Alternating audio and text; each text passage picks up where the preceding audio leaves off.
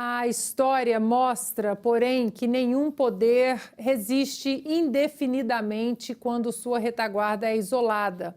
Quando os suprimentos deixam de chegar, quando reforços não vêm e quando o cerco se torna absoluto, a guerra deixa de ser decidida pela força das armas e passa a ser decidida pelo esgotamento. Foi exatamente isso que ocorreu em um dos momentos mais decisivos do século XX. Na primeira semana de fevereiro de 1943, após meses de cerco implacável, um exército inteiro estava isolado, sem suprimentos, sem reforços e sem qualquer possibilidade real de retirada na Segunda Guerra Mundial. No De Leste a Oeste de hoje, nossa costura histórica vai até Stalingrado, onde a rendição marcou o ponto em que a guerra mudou de direção. A narração é de Adalberto Piotto. O início de fevereiro marca na história o fim de uma das batalhas mais decisivas já travadas pela humanidade. Entre agosto de 1942 e fevereiro de 1943, Stalingrado consumiu homens, cidades e certezas. Foi um choque de civilizações, ideologias e vontades levado ao extremo. Localizada às margens do rio Volga, a cidade tinha valor estratégico vital. Controlava rotas logísticas, protegia o acesso ao Cáucaso e simbolizava o coração industrial soviético. A cidade levava o nome de Stalin e Adolf Hitler queria sua queda como troféu político e psicológico. O progresso alemão parecia imbatível. Embalado pelos sucessos iniciais da Operação Barbarossa, que avançava profundamente em território russo, o 6º Exército Alemão chegou às portas de Stalingrado, confiante em mais uma vitória rápida. Ela nunca veio. O que se seguiu foi uma guerra urbana de aniquilação total. Combates corpo a corpo, prédio a prédio, escada a escada. Fábricas transformadas em fortalezas. Ruas cobertas de escombros, gelo e cadáveres. A estratégia soviética foi clara e cruel.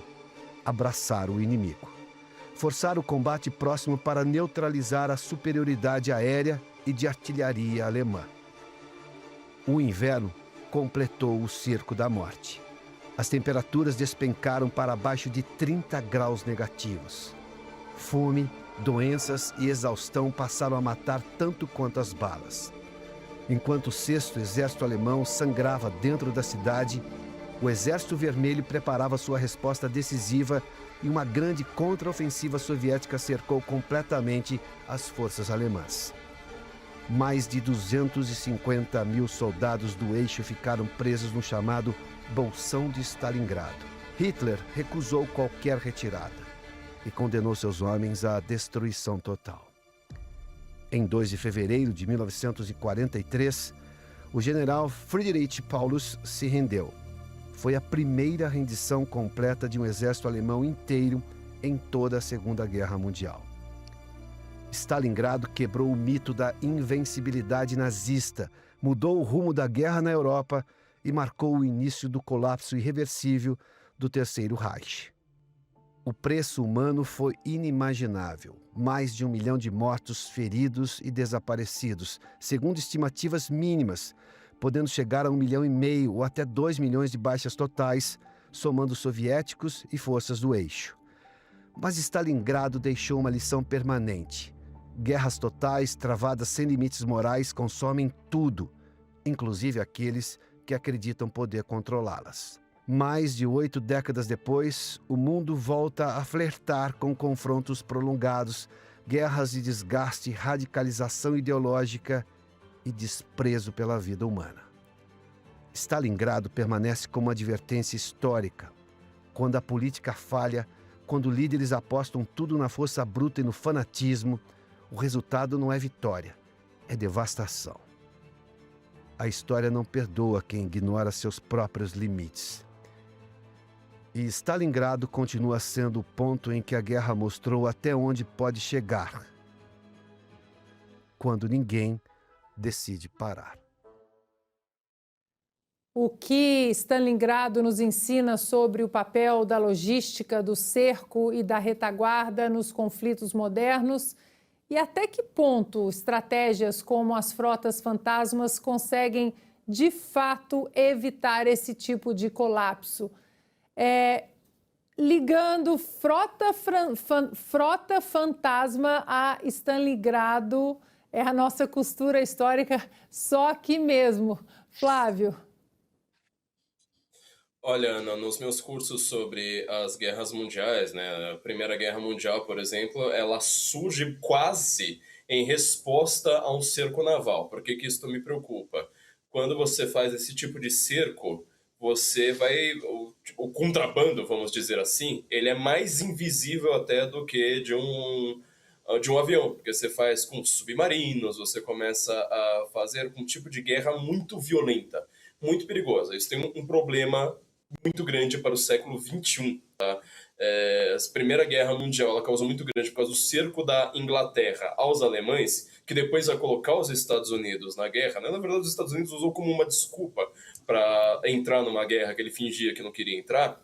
Imagina agora envolvendo Taiwan e China, ou seja, Terceira Guerra Mundial tem de tudo para envolver, como disse o Bernardo, o centro de produção de chips e uma guerra naval, uma gigantesca guerra naval para a qual nós não estamos acostumados. Não tem um histórico de gigantescas potências modernas, com equipamento moderno, criando uma guerra naval. É um cenário completamente diferente da Primeira e da Segunda Guerra Mundial.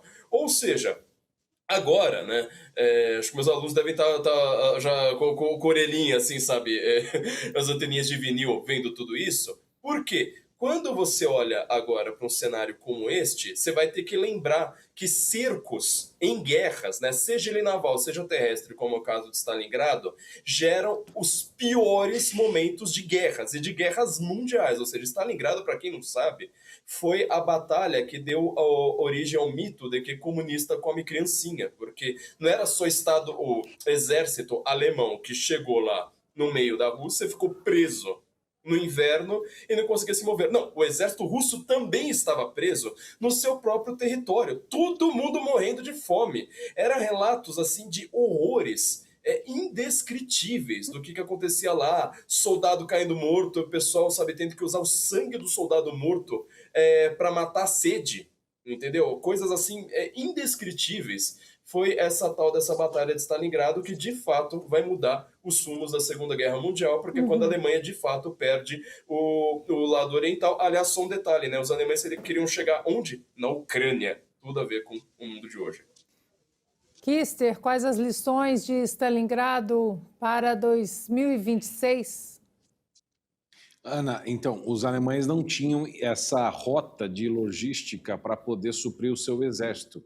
A Luftwaffe do Göring tinha proposto que eles iam dar centenas de toneladas de alimento e suprimento militar, o Flávio sabe disso melhor do que eu, e eles acabaram entregando praticamente nada. E aconteceu isso que o Flávio propôs. O que a gente está vendo hoje é justamente isso. Nenhum país ou uma potência, principalmente os Estados Unidos, quer ter um cenário desse com tantas tensões na Ucrânia, no Oriente Médio, aqui no Caribe, lá em Taiwan, na África sempre pode alguma confusão. Então, assim, o mundo está parecendo uma tensão pré-guerra e os países estão, obviamente, se preparando. Isso aí qualquer um consegue perceber. E o Project Vault vamos dizer assim, uma espécie de anti-Stalingrado, ou seja para os russos, seja para os alemães. Ou seja, o Washington está dizendo que não vai deixar nem a economia e nem a defesa dependerem de uma cadeia que possa ser estrangulada no primeiro conflito que acontecer. Excelente costura essa que você fez, Kister. Ivan, seu comentário sobre Stalingrado, porque nossa próxima pauta liga de novo Stalingrado. E rima, né? E rima. Ivan. Olha só, Ana, nós tivemos uma mini Stalingrado recentemente na guerra de ocupação da Rússia à Ucrânia, que foi a cidade de Bakhmut, uma cidade de 60 mil habitantes, que ninguém sabia que existia até o início dessa guerra, né? E os dois lados ali batalhando por Bakhmut por meses, por uma questão política e de propaganda, porque do ponto de vista militar, especificamente, ela não trazia muito. Chegou ao ponto do grupo de Wagner, do lado russo, estar combatendo contra as forças armadas russas pela tomada da cidade. Chegou a acontecer isso. E Stalingrado nos ensina também, Ana, a questão da logística. O Bernardo e o Flávio contaram ela muito bem, mas também deixar os profissionais agirem, né? No começo da Segunda Guerra Mundial, o pintor austríaco, também conhecido como Adolf Hitler, ele deu mais autonomia aos seus generais, enquanto que o Stalin, pelo contrário, queria ele, né, estar no comando ali das operações. À medida que a guerra foi avançando, o Hitler tomou para ele a tomada de decisões e o Stalin começou a deixar as decisões para os generais. O resultado, óbvio que não foi só esse o fator decisivo, né, para a questão da Segunda Guerra Mundial, mas aí a gente vê também a questão que a gente tem até outra comparação com a guerra da Rússia e da Ucrânia, que no começo também o Putin queria estar acompanhando tudo que estava acontecendo em tempo real. E isso deixava o exército russo em uma situação muito delicada e também deficitária em logística, por isso eles não conseguiram ocupar Kiev. Então acho que a gente precisa lembrar também da questão logística e dos profissionais do ramo, no caso do exército, fazendo o seu trabalho. Foi por causa disso também que o dia D foi uma tempestade perfeita, porque os generais do exército nazista, um estava comemorando o aniversário da esposa, não sei aonde, não vai acontecer, os aliados não vão fazer isso agora. E, bom, eu estou torcendo para junho chegar logo, porque eu acho que a gente vai fazer um programa inteiro só sobre o dia D.